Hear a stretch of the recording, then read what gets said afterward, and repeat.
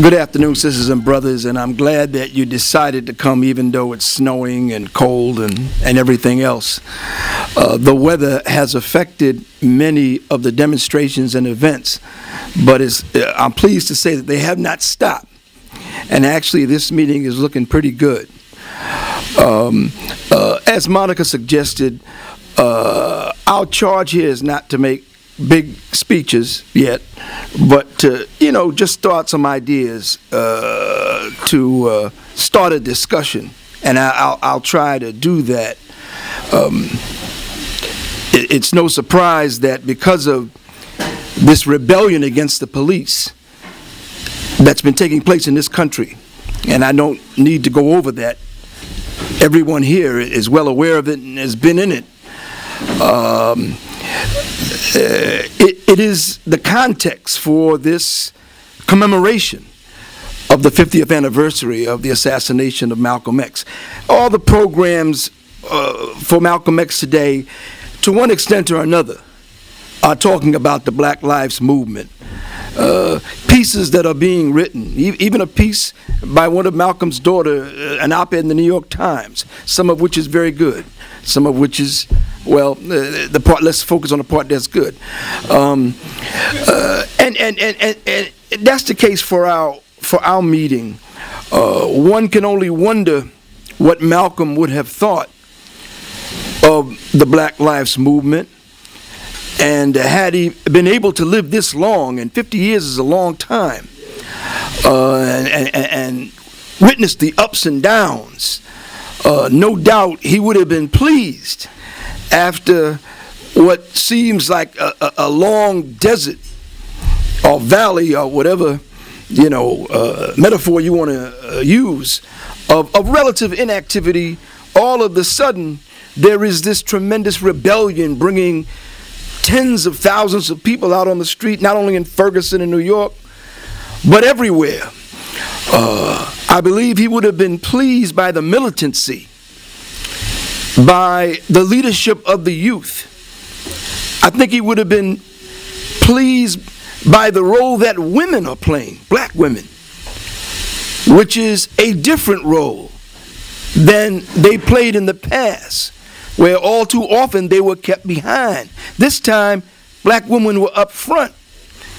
I would like to think, although one can only speculate about this, and we have to remember that, Brother Malcolm was brought up in a time where not only socially and culturally, but even in the progressive movement, politically progressive movement, the LGBTQ movement was still, it wasn't there yet. But had he been able to evolve politically, and actually that was one of the most important things about Malcolm. One of the things that made him a revolutionary was that he was constantly evolving. But he was evolving in a certain direction, a revolutionary direction, that he would have been pleased by this time that the LGBTQ movement is also playing a distinctive role in this rebellion. A lot could be said on that alone. It's interesting that, and there were movements around C.C. McDonald. Y'all remember, C.C. McDonald and Melissa Alexander, who is finally out of prison. These are two women who were victims of the racist system, and there were movements, good movements, but there wasn't the response, of course, an equal response to, the murder of Mike Brown and Errol Garner and others, and, we keep reminding people about this because, can't leave the sisters behind, have to put them up front, but it wasn't the sisters who sparked this rebellion, at least the victimization. It was two men, but yet women and lesbians and gay and bi and trans people played such a significant role. It says a lot about how far the movement has come. Today, the Black Lives Matter movement is in a crisis. And I don't say that as a bad thing, because a movement inevitably goes through a crisis in order to reach the next phase. The demonstrations are not as large as they were months ago. Don't be too concerned, that may be temporary. The weather's been bad. There's a natural ebbing, the tide comes in and then it goes back out and it comes in again. We've seen the murder of these 2 cops in Brooklyn used by the police and the bourgeoisie as a weapon to beat the movement down and kind of restrain it and put it on the defensive. It's hard to gauge what kind of impact that's had, but let's all assume that it's had some impact somewhere along with the weather and these other things. And also there are differences that are emerging in the movement, differences over direction, which is an inevitable and healthy thing. What should we do? What's the most important thing to do? That's one thing. But within these differences, there's something else that's discernible. It's not complicated. You can see it, and it needs to be called out.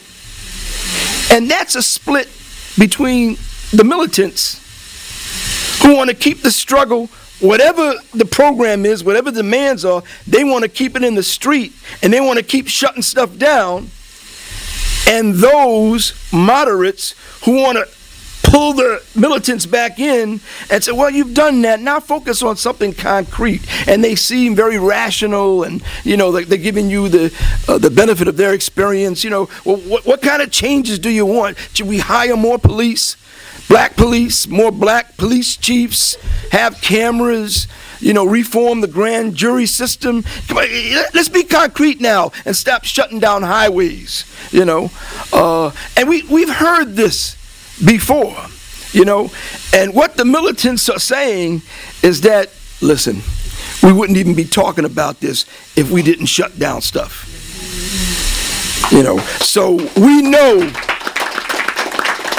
what draws a reaction from the enemy, and don't tell us that we shouldn't be doing that, And in many ways, this is a replay of the role that Malcolm X played 50 years ago. He was the spokesperson, the leader of the militant wing of the Black Liberation Movement. There was no equal in his time, and all that came after him were inspired by him. His program, he just said it, by any means necessary. Whether he was joking or not, he talked about forming an army for the Black Liberation Movement. His counterpart, in terms of the moderates, is generally considered to be Martin Luther King.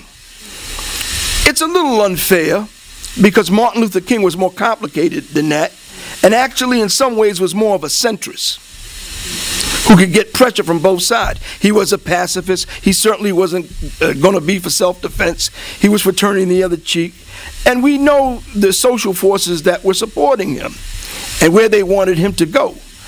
But I think even the militants, almost 99% of them at this point, in hindsight, sort of hold Martin Luther King in a special, unique position.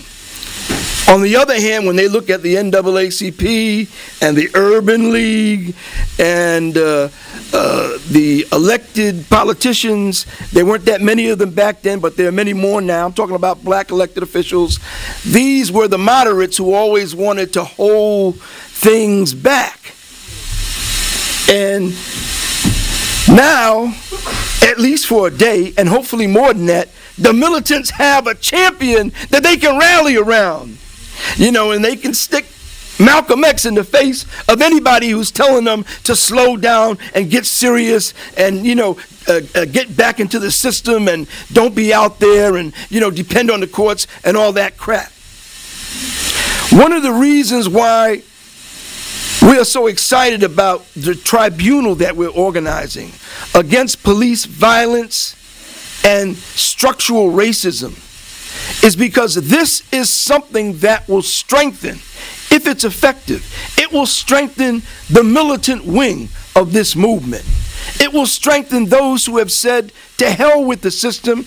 The system has turned us down. It has slammed the door in our face. And that's why we need to be building institutions and organizations that are not dependent on the system, but are against the system and based on people's power.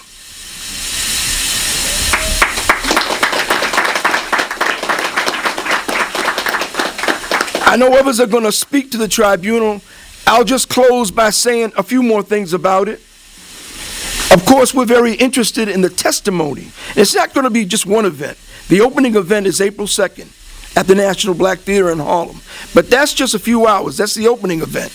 The rest of it is going to move forward around the country with small hearings, larger hearings, and then another big meeting, and it hasn't all been figured out, but it's going to be a process. And not only are we going to get testimony on police violence from survivors of it, from the families of those who have been murdered, what's also on the table is putting the whole system on trial. The role of police in society.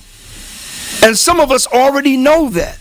We know that the police exists to protect capitalism, to protect landlords, to protect bosses, and not to protect anybody or to protect us from each other.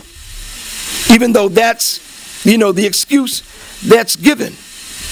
And this situation is getting worse, sisters and brothers.